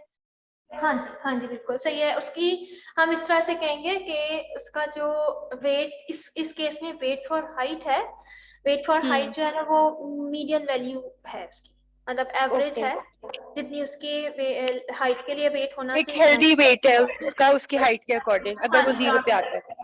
बिल्कुल नॉर्मल। ठीक है, और जो है ना हम ये देख लेते हैं कि हमने जी स्कोर लिखना कितना है। जो हमारा केस था, हमारा केस ना इस ऑरेंज और इस ग्रीन लाइन के दरमियान में था। यहाँ पे मैं खला अलाई कर रहा था, तो हम जब एंड तक गए तो ये दोनों इन दोनों लाइंस के दरमियान में आया था वो। अब हम इसको क्या लिखेंगे? हम इसके लिए इस केस में जब मैम आपके ऑरेंज और लाइन के दरमियान में नहीं था, ऑरेंज और रेड लाइन के दरमियान में मैंने ड्रॉ किया है वो। ऑरेंज और रेड में तो नहीं आ रहा था मैम 10 देखिए 10 वाला, 10 को रीड करिए आप, 10 जहाँ पे खत्म हो रहा है ना वो हमारे पास रेड लाइन है। 10 के साथ आपका 76 था ना? जी मैम, तो मैम वो 10 इधर आप है देखें और 76 इधर आ रहा है। अच्छा ठीक है, तो ये जी ग्रीन और ऑरेंज के दरमियान में ही आया ना? नहीं मैम, रेड और ऑरेंज के दरमियान में आएगा। आप माउस नीचे ले आती हैं अपना 100 मतलब 10 से। नहीं, 70 नीचे हो गया माउस, मुझे तो नहीं लग रहा। हम नीचे हो गया माउस। अच्छा फिर नीचे हो गए। अच्छा अच्छा, चलो इसको आप ना एक स्केल लेके ना सीधा तब भी रख सकते हो। यस आपके पास हार्ड कॉपी में है तो वो इजी जरा रहता है, उसके ऊपर आप कर ओके। सकते हो। तो खैर बहरहाल हमने ना सबकी इंटरप्रिटेशन करनी है। अगर इससे इस लाइन के दरमियान में आए तो उसका कितना जी स्कोर लिखेंगे, इससे इसके दरमियान में आए तो उसको कितना लिखेंगे। तो अभी इस वाले चाइल्ड को हम छोड़ देते हैं। हम अस्यूम करते हैं कि हमारा जो प्लॉटेड पॉइंट है ना वो ग्रीन और ऑरेंज के दरमियान में आ रहा था, तो उसको लिखते कैसे हैं। ठीक है, अगर तो आपका ग्रीन एंड ऑरेंज, ये अब आपने इसलिए याद नहीं करना कि ये कलर्स क्या होंगे, ये अभी मैं समझाने के लिए कर रही हूँ। उसके बाद आप लोगों ने इसको ब्लैक एंड व्हाइट पे भी प्रैक्टिस कर लेना है। ग्रीन और ऑरेंज लाइन है, यानी कि मीडियन और +1 या -1 भी ऑरेंज है, इन दोनों के दरमियान में आए तो हम इसको लिखते हैं बिटवीन +1 और -1 जी स्कोर। इस तरह से हम इसको इंटरप्रेट करते हैं। आपका सारे जो ग्रोथ चार्ट्स है ना इनके अंदर ये वाला जो एरिया है ना सेंटर वाला, ये जो स्ट्रीम जा रही है पूरी, आपका जो पूरा ये वाला रिवर जा रहा है ना, ये नॉर्मल रेंज होती है +1 to -1, ये ऊपर तक सारी। ठीक है, तो हम यहाँ पे आ जाए, यहाँ पे आ जाए, कहीं पे भी आ जाए ना, हम इसको लिखते हैं बिटवीन 1 and -1 है। क्यों? क्योंकि हमारे ये जो दोनों हैं ऑरेंज लाइंस, ये इधर क्यों नहीं हो रहा? ओके, ये जो दोनों ऑरेंज लाइंस है ना ये -1 है और ये +1 है, सो हम इस वजह से इसको बिटवीन -1 एंड 1 लिखते हैं। ये क्लियर है? Yes ma'am. Okay, second case ऐसा हो सकता है कि इस ऑरेंज, चलो पहले नीचे वाला कर लेते हैं, इस ऑरेंज और इस रेड के दरमियान में आए, ठीक है। सो तब हम क्या लिखेंगे, यानी कि यहाँ पे कहीं पे भी प्लॉटेड हो वो पॉइंट, फिर हम लिखेंगे it is less than -1, less than -1, ठीक है। -1 से छोटा होता है ना -2, सो -1 और -2 के दरमियान में आ रहा है, लेस देन -1 इसको बोलते हैं जी स्कोर की लैंग्वेज में। तो इसको हम लिख लेते हैं कि अगर green sorry orange and red के दरमियान में आएगा, अगर पॉजिटिव केस है तो फिर हम मोर देन +1 लिखेंगे और लेस देन -1 सी स्कोर लिखेंगे, ठीक है। अब ये और को मैं समझा देती हूँ, इम्पोर्टेंट है, यानी कि ये दोनों नहीं इंटरप्रिटेशंस कर लेनी। यहाँ पे आएगा तो फिर लेस देन -1, और यहाँ पे आएगा ना अगर ऊपर वाले केस में, तो फिर हम मोर देन +1 लिखेंगे, क्योंकि 2 1 से बड़ा होता है और -2 -1 से छोटा होता है। क्लियर है? यस मैम दोबारा से प्लीज रिपीट कर दें। हाँ मैं बता देती हूँ, अगर आपका ये इस वाले रो के अंदर दरमियान में कहीं आ जाए ना ऑरेंज के, इसकी इंटरप्रिटेशन इजी है, जी स्कोर इसमें लिखेंगे +1 से -1 के दरमियान में कहीं पे भी, ठीक है जी। जी जी मैम। बाहर वाली लैब्स में हो गया। अच्छा, दूसरा है आपका, यहाँ पे अगर आ जाए तो हम कहेंगे लेस देन -1 है, ठीक है, लेस देन -1 जी स्कोर। और अगर आपका इस साइड पे यहाँ पे 1 और 2 के दरमियान में आ जाए तो आप कहोगे मोर देन +1 है, ज्यादा है ना +1 से, मोर देन +1 आ जाएगा, ठीक है। जी मैम ठीक है। Okay okay. अच्छा, फिर इसके बाद आपका अगर माइनस ये ब्लैक और रेड के दरमियान में आ रहा हो, यहाँ आ रहा हो तो हम लिखेंगे लेस देन -2, और यहाँ आ रहा होगा तो मोर देन +2, सेम, ठीक है।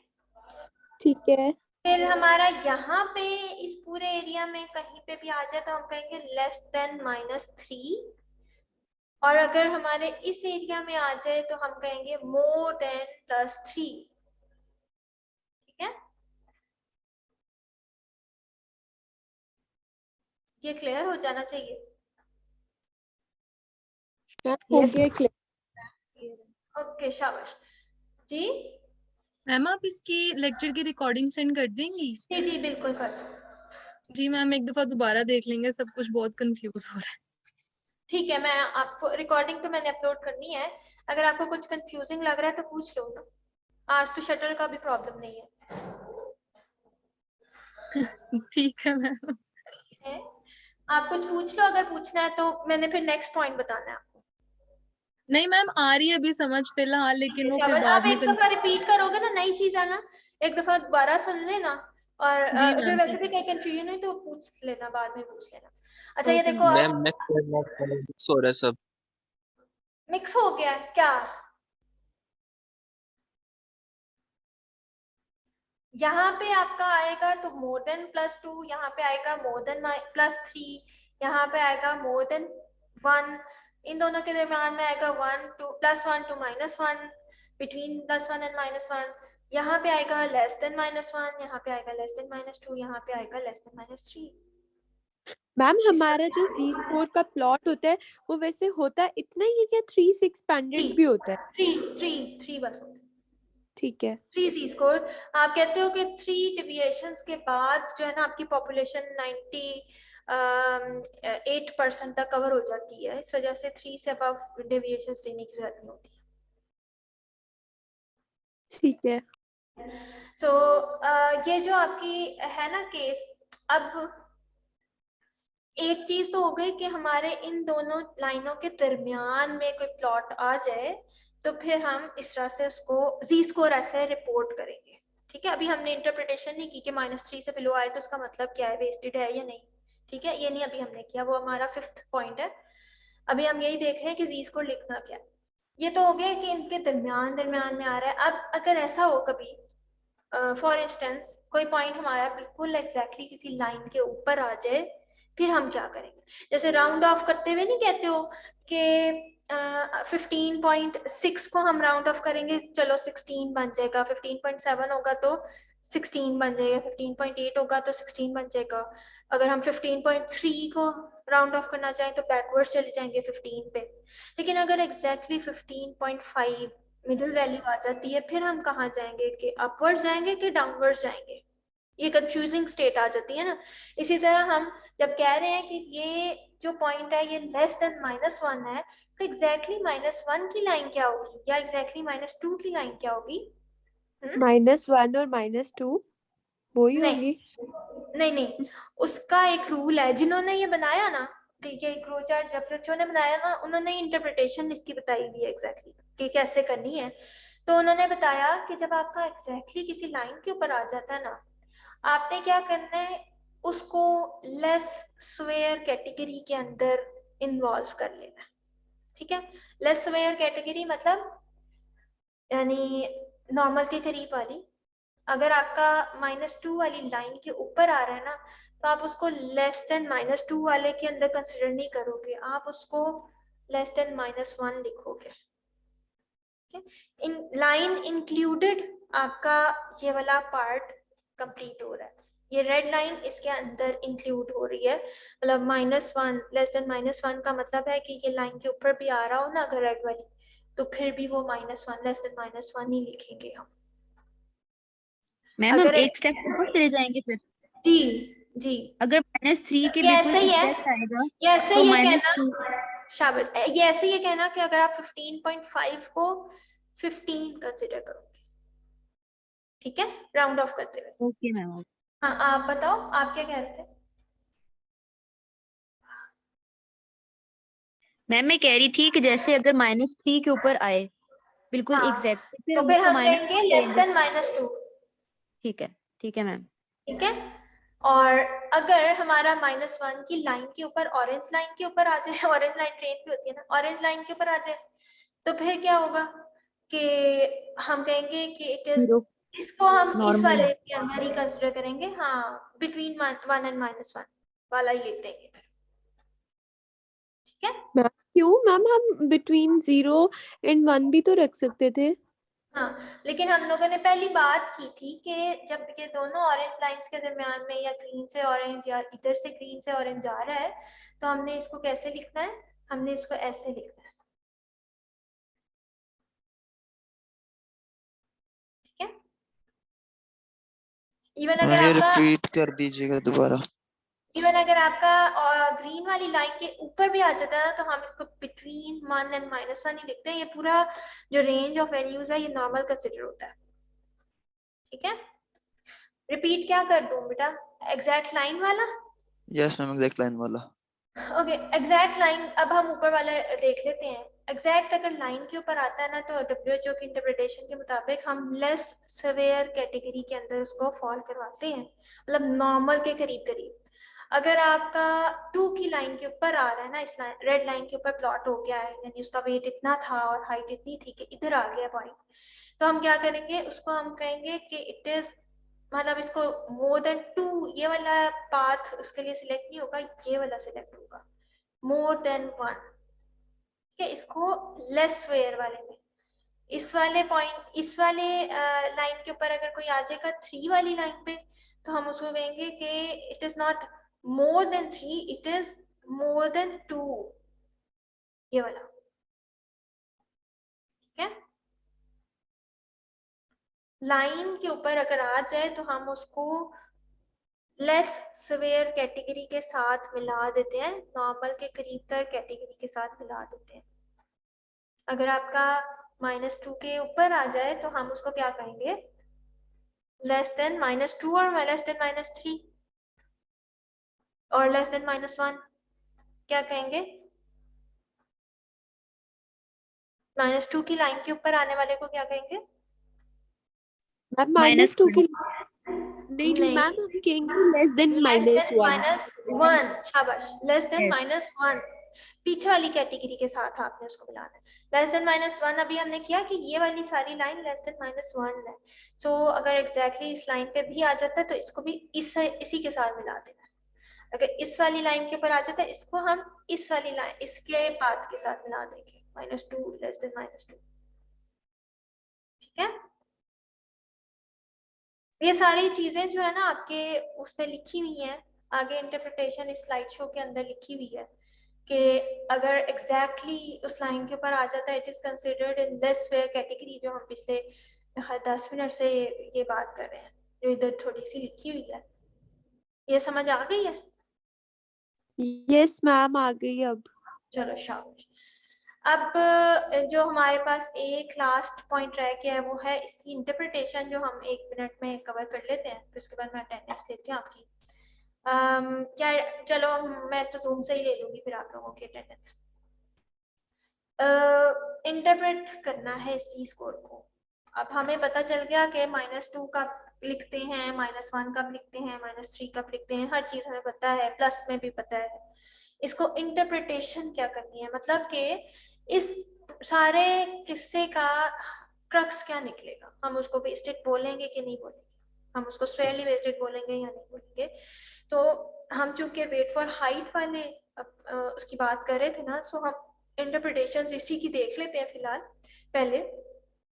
अगर तो आपका आपने अपने पास नोट्स में लिखा है कि हमारा जो चाइल्ड है उसका जी स्कोर लेस देन -2 आ रहा है, बिलो -2 आ रहा है, तो हम उसको वेस्टेड लिख देंगे, ये वाला लाइन है ना, वेस्टेड लिख देंगे। अगर -3 से बिलो आ रहा है तो स्वेयर की कैटेगरी में चला जाएगा, स्वेयरली वेस्टेड।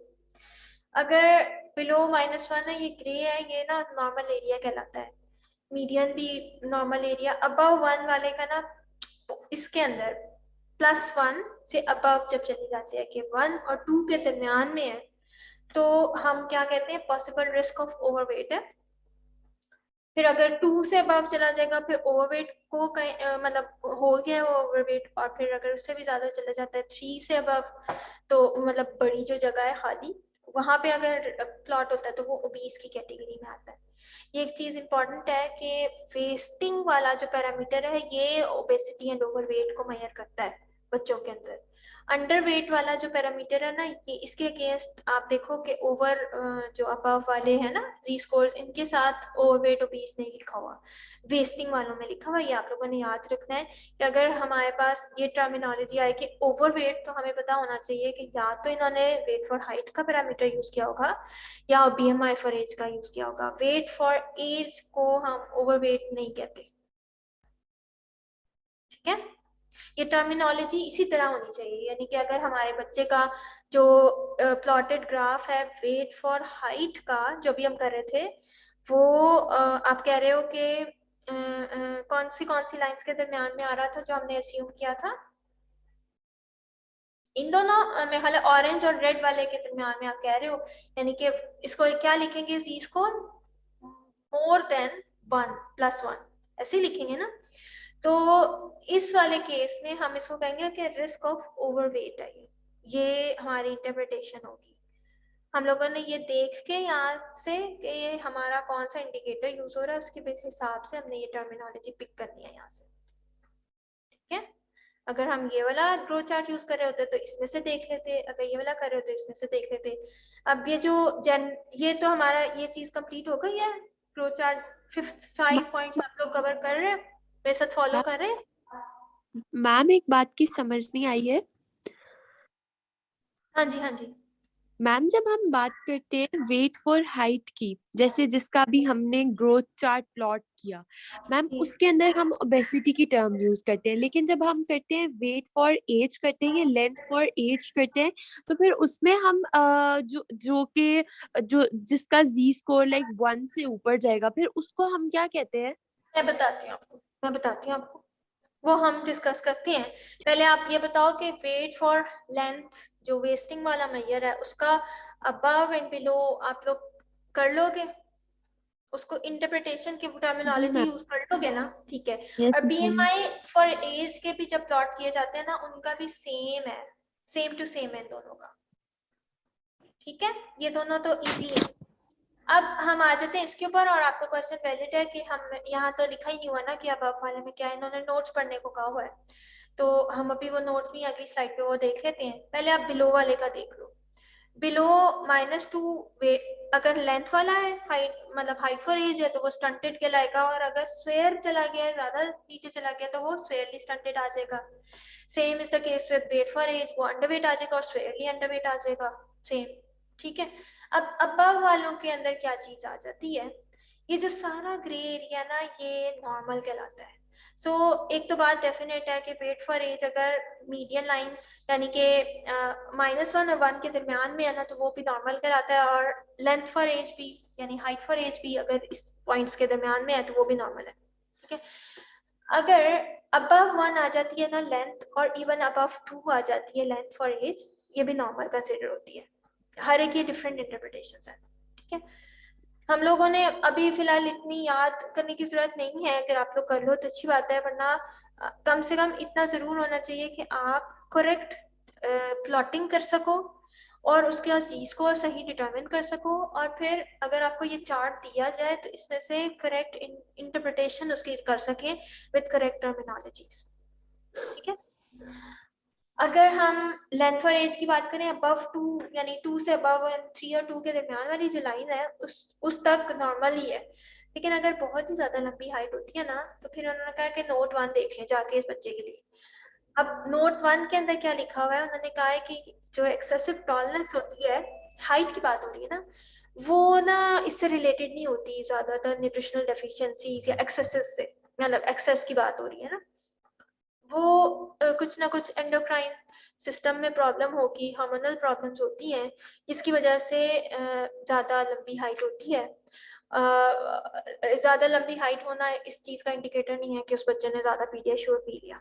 ठीक है। तो ये आप लोगों ने जो है ना याद रखना है कि अबव अगर जा रही है ना, तो ये न्यूट्रिशनल प्रॉब्लम का इंडिकेटर नहीं होता ज़्यादातर। ठीक है। दूसरा इम्पॉर्टेंट चीज़ है जो उन्होंने नोट 2 के अंदर वेट फॉर एज के लिए दी है, कि वेट फॉर एज तो अबव वाले का हमें पता ही नहीं चल रहा कि क्या कहेंगे।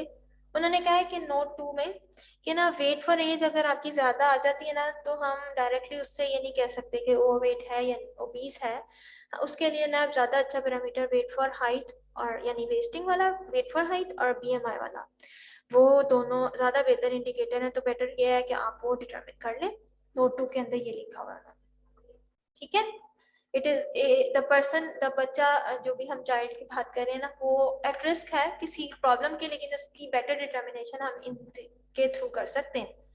और इनके साथ उन्होंने नोट 3 दिया हुआ है कि पॉसिबल रिस्क ऑफ ओवरवेट अगर है, तो इसका क्या मतलब होता है, रिस्क का मतलब होता है कि प्रोन है ना वो, तो जितना वो ये है अबव 1 तब आता है जब वो 1 और 2 वाली लाइन के दरमियान में आ जाए।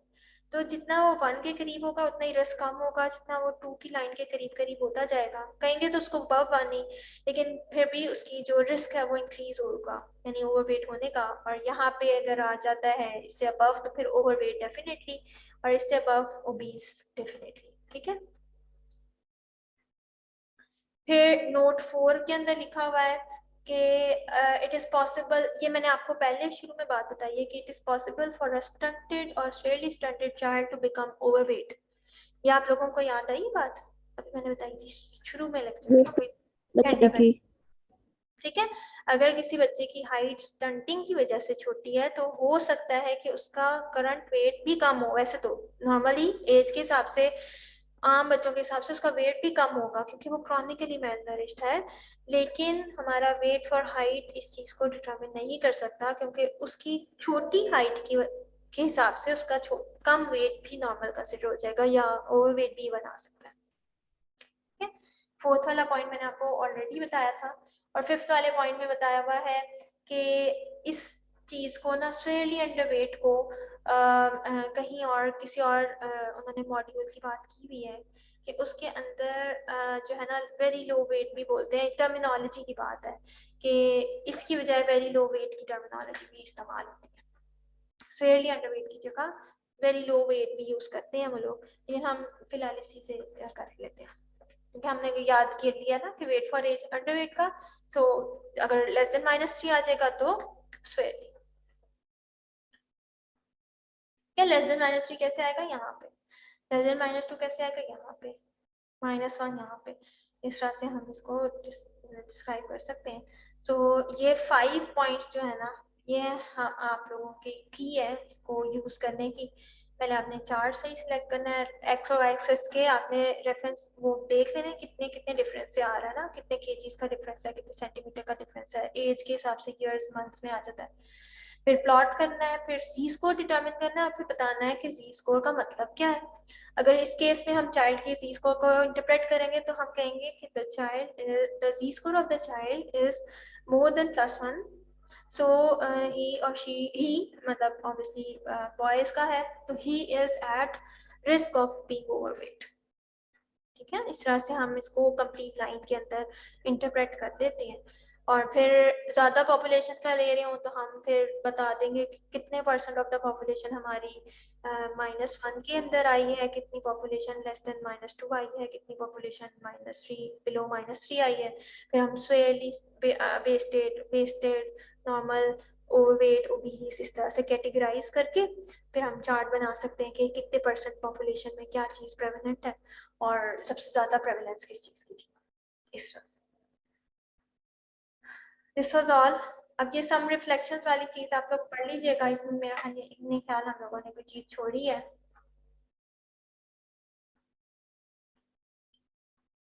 ओके, ये वाली लास्ट चीज़ आप कवर कर लो। ये असल में रिकॉर्डिंग जो है ना, मैंने सोचा था आप सारे सेक्शंस के साथ ही फिर मैं शेयर भी कर दूंगी, तो ये वाली इसलिए मैं ज़रा लंबी सारी चीज़ें कवर कर रही हूँ एक ही में, ताकि आप लोग दोबारा इसको सुन सको बाद में।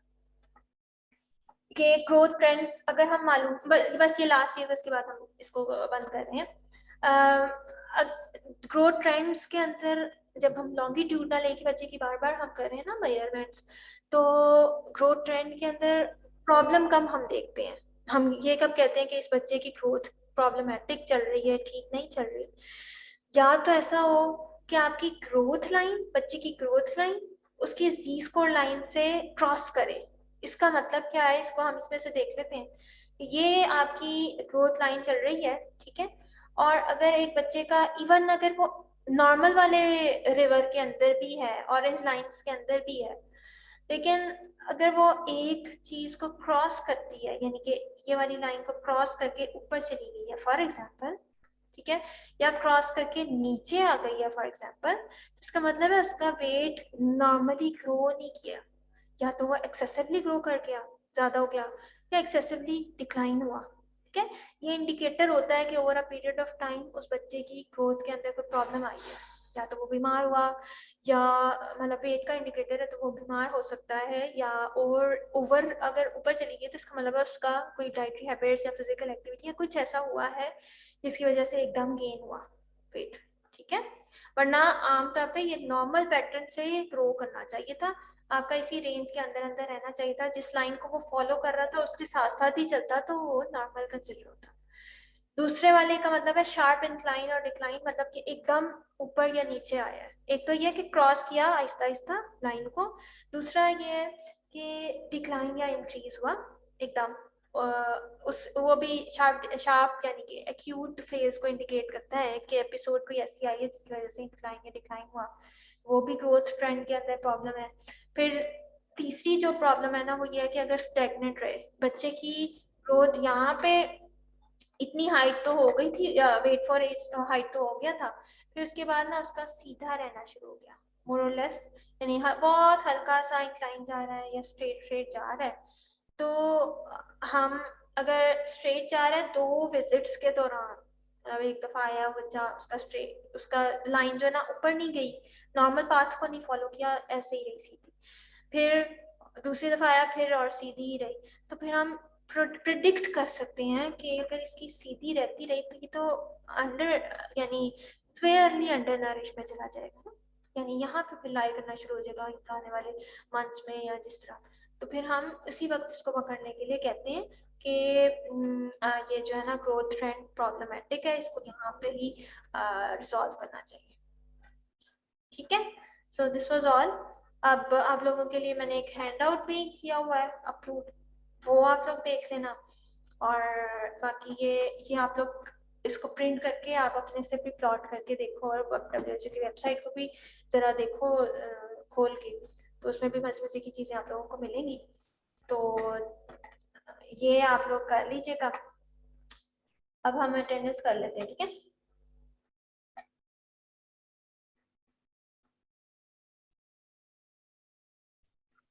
मैम आपने कहा था कि आप LMS खोलेंगे तो मुझे एनरोल कर देंगी दूसरे सेक्शन में। अच्छा ठहरे बेटा, आपको मैं कर ही दूँ। LMS पे एनरोल नहीं है? जी मैम, LMS पे भी एनरोल नहीं हूँ और आपके मेल वाले ग्रुप में भी एनरोल नहीं हूँ दूसरे सेक्शन के। मेल बेटा, मेल जो है ना वो मैं करती हूँ उससे LMS से, तो आप LMS में आ जाओगे ना, फिर आप कर लोगे इसमें। सेक्शन चलिए सी ठीक में है। आना चाह रहे हैं? नहीं मैम, A में मैं एनरोल हो गई हुई हूँ अब, लेकिन उसके LMS पे नहीं हूँ अभी। मैं C के LMS पे एनरोल्ड हूँ। अच्छा अच्छा ठीक है, मैं भी आपको कर देती हूँ। क्या नाम है आपका? फातिमा नजीर।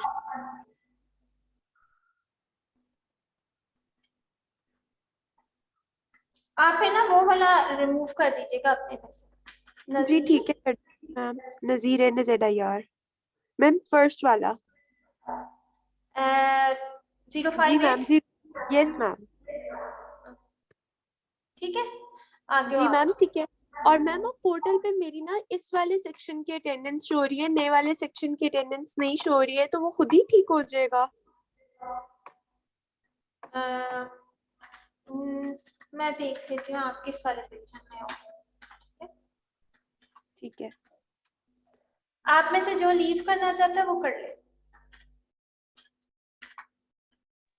मैम जी मैम मेरी ना, आपको मैंने बताया था कि मेरा क्लैश आ रहा था साइंटिफिक इंक्वायरी के साथ, तो लास्ट क्लास में भी मैं प्रेजेंट नहीं था। मैम काइंडली वो तो अटेंडेंस लगा दें। गुलाम आपका क्या मुर्तजा नाम है? कौन गुलाम बात? मुर्तजा गुलाम अच्छा मुर्तजा और मोहम्मद हसन दोनों। मैम अच्छा अब इशू सॉल्व हुआ है अभी, तो इंशाल्लाह अब रेगुलर हो जाएंगे इधर।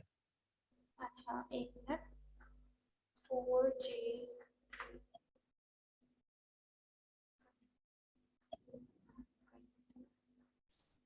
कौन से बच्चे की है?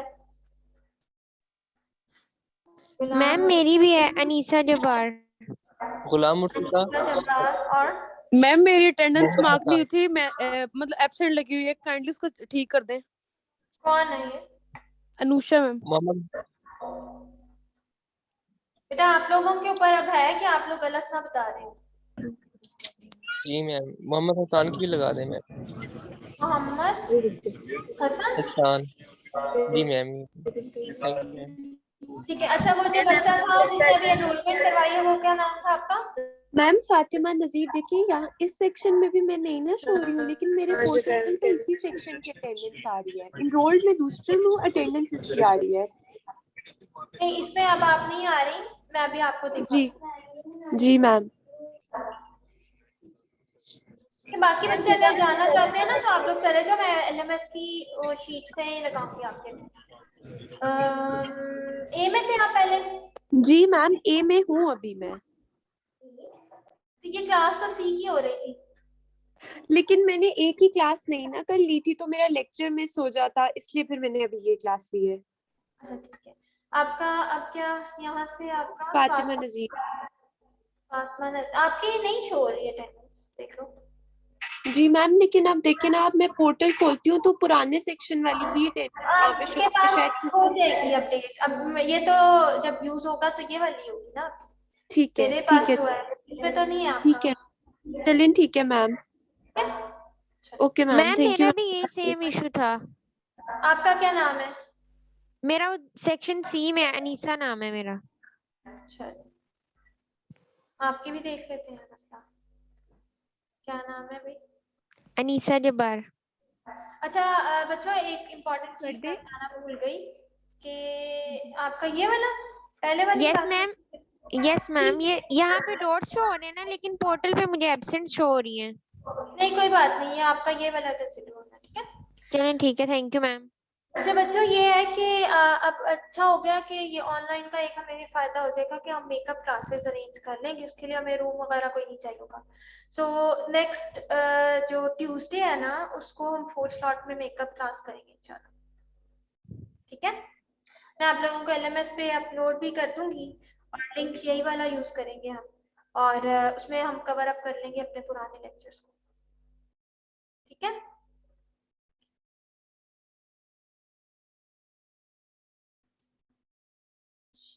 ओके जी बच्चों, थैंक यू सो मच, अल्लाह हाफिज।